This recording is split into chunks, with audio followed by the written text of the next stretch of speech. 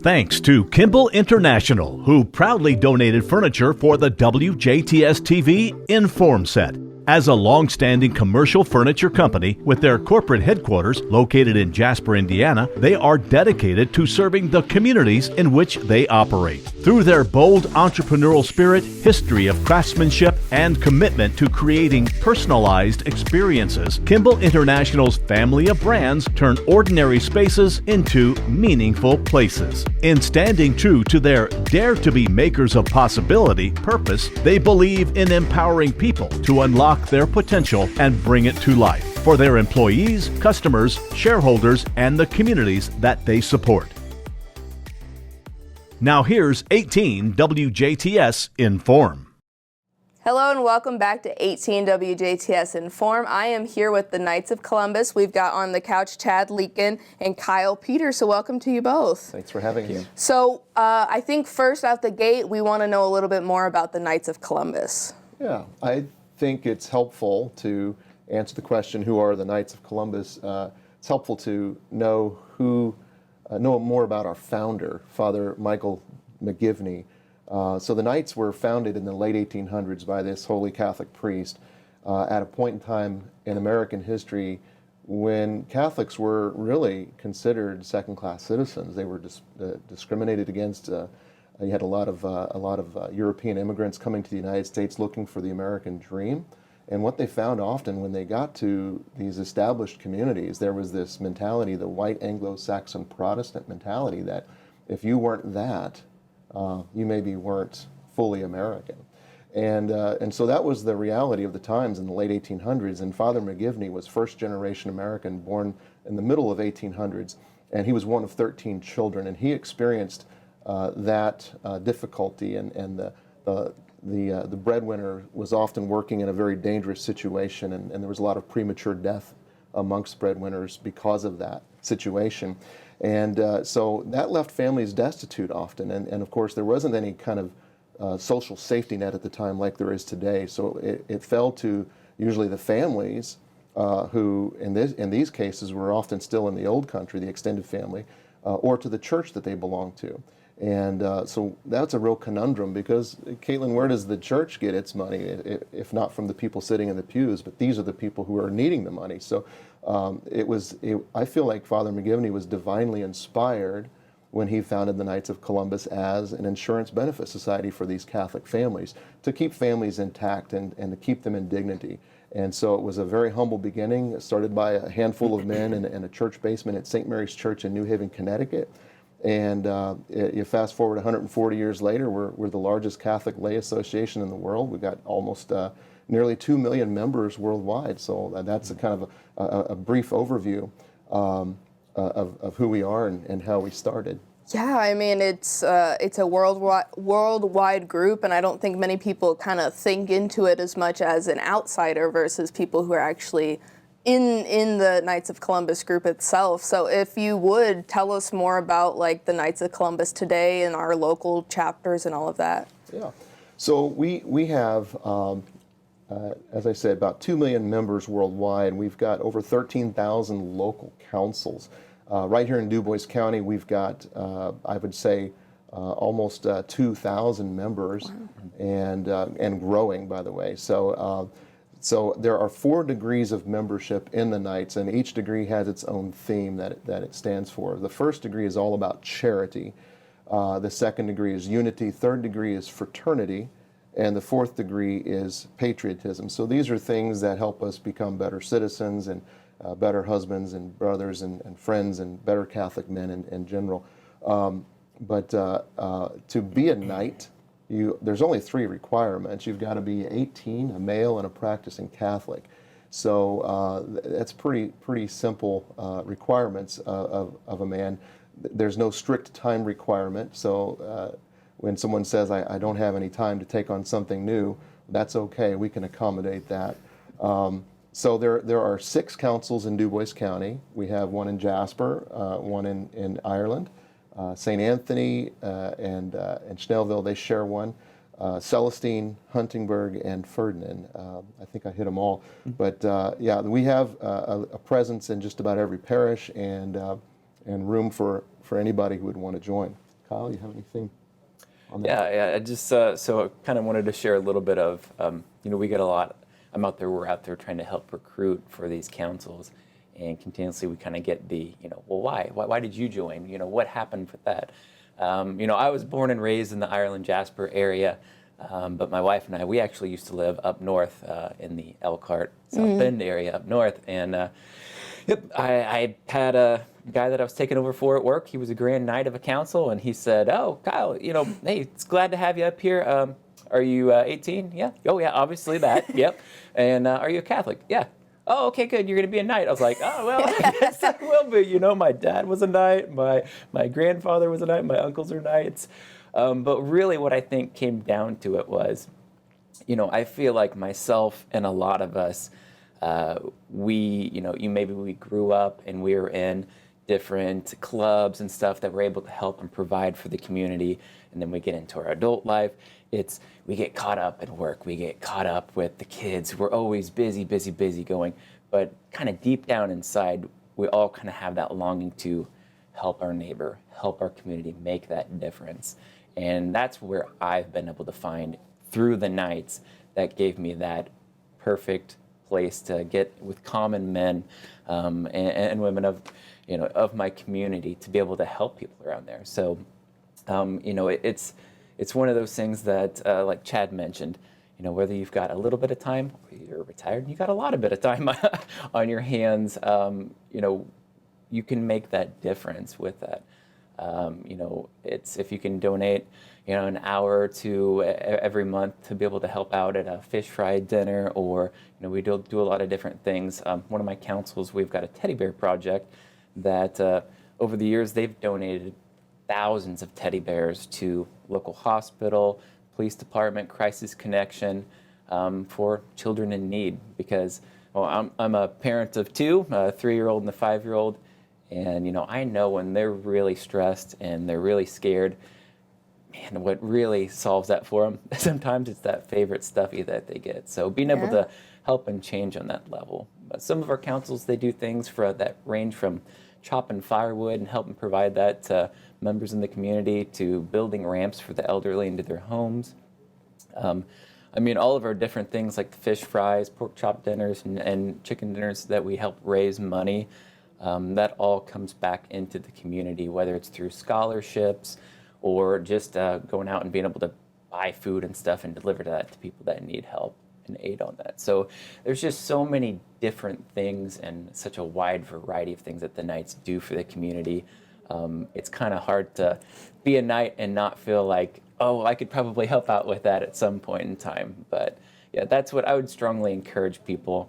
If you've got that kind of question in yourself of, I really feel like I should be able to, I want to help my community. I want to be able to help the neighbors, but I'm just not sure how to go out and do that by myself.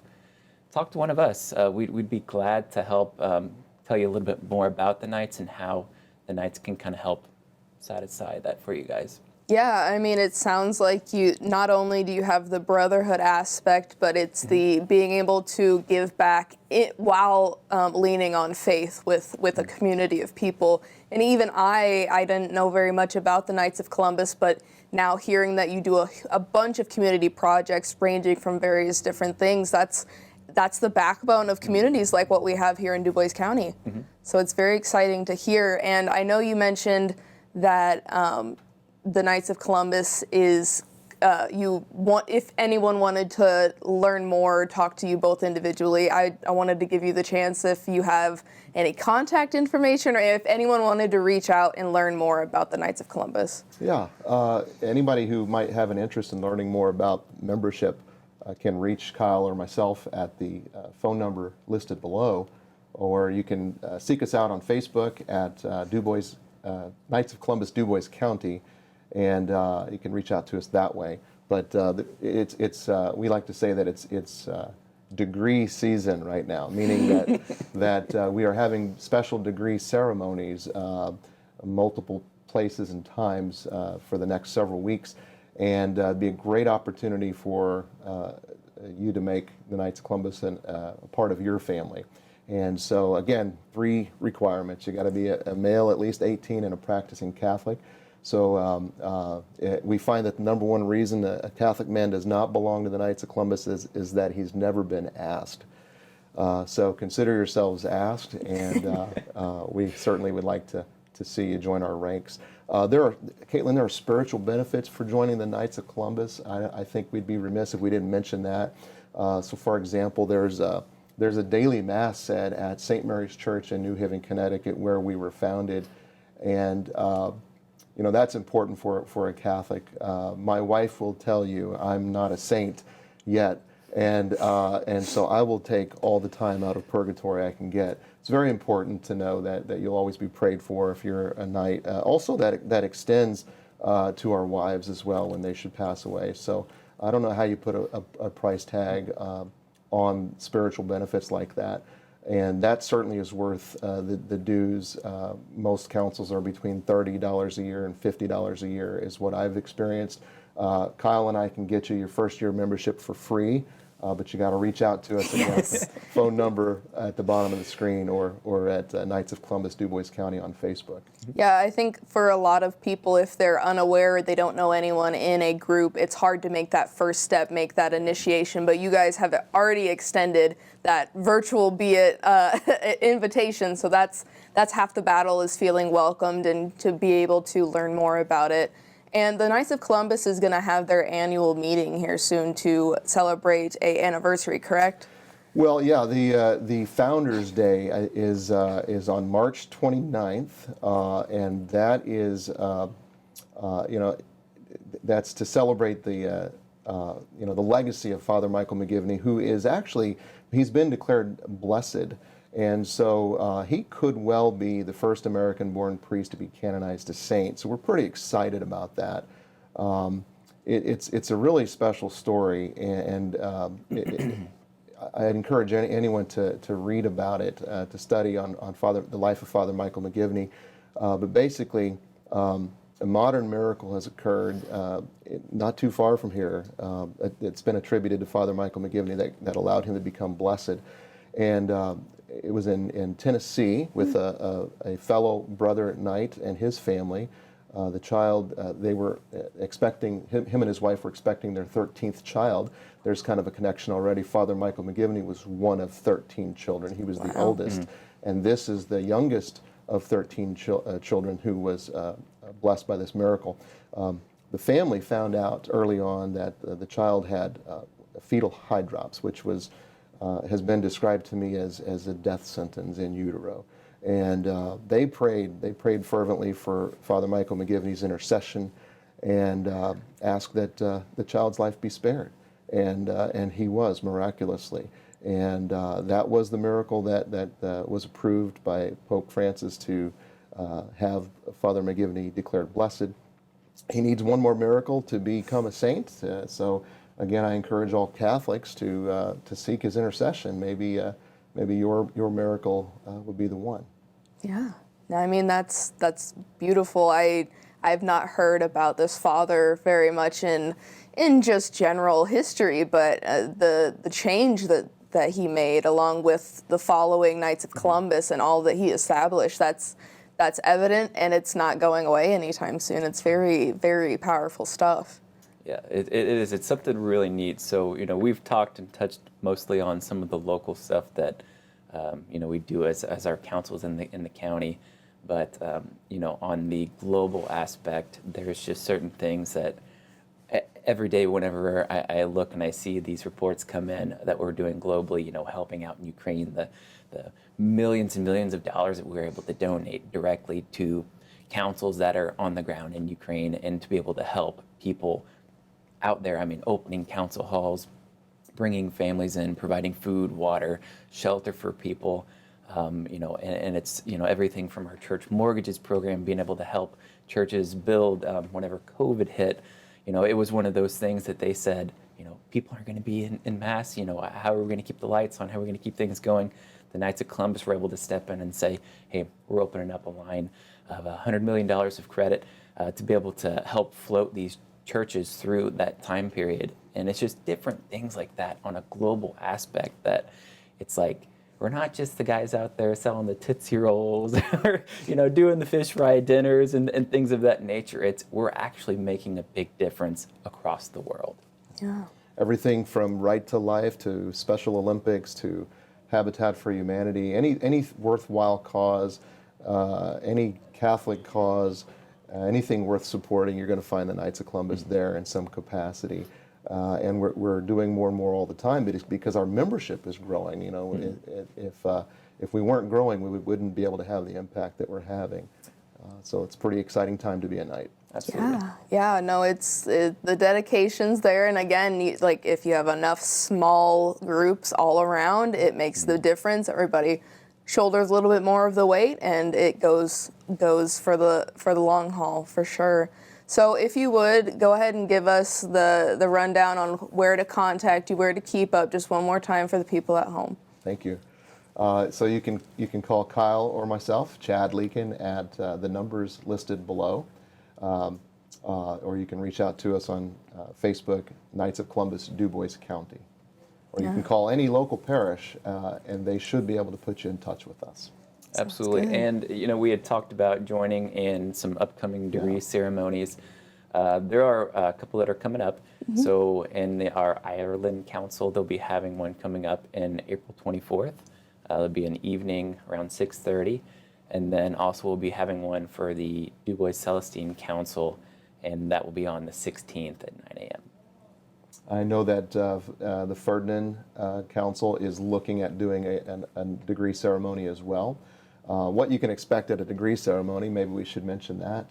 It's about a 40-minute special ceremony. The families are welcome to come to that. There's nothing secret about what we're doing there.